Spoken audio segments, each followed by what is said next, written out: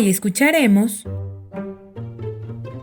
A veces mamá tiene truenos en la cabeza, creado por Beatriz Taboada y Dani Padrón, de Algar Editorial.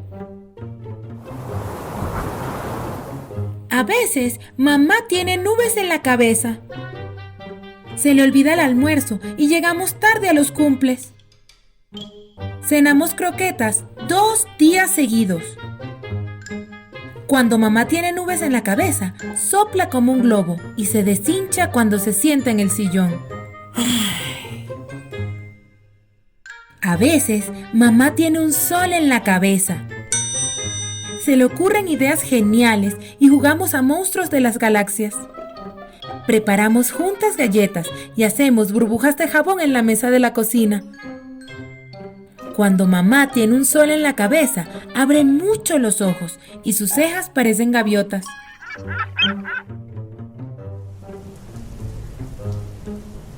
A veces, mamá tiene lluvia en la cabeza. No habla mucho y no tiene ganas de jugar a piratas. Cuando mamá tiene lluvia en la cabeza, se tumba en el sofá como un caracol. Mamá llora a veces. A veces, mamá tiene un arco iris en la cabeza. Su boca parece un plátano, canta en el coche y me da millones de besos.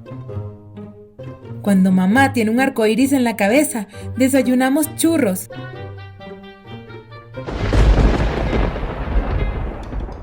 A veces, mamá tiene truenos en la cabeza. Habla muy alto y con los dientes juntitos. Cuando mamá tiene truenos en la cabeza, no me perdona la última cucharada. Y prefiere estar sola. A veces, mamá tiene estrellas en la cabeza.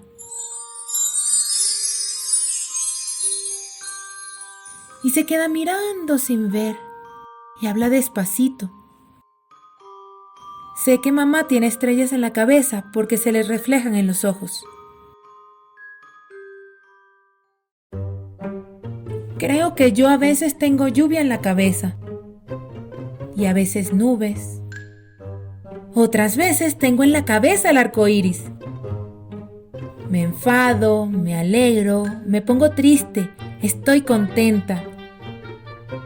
Mamá me ha regalado unas gafas mágicas para ver las nubes, la lluvia, los truenos, el arco iris y el sol de nuestras cabezas. Porque algunas veces yo también tengo truenos en la cabeza.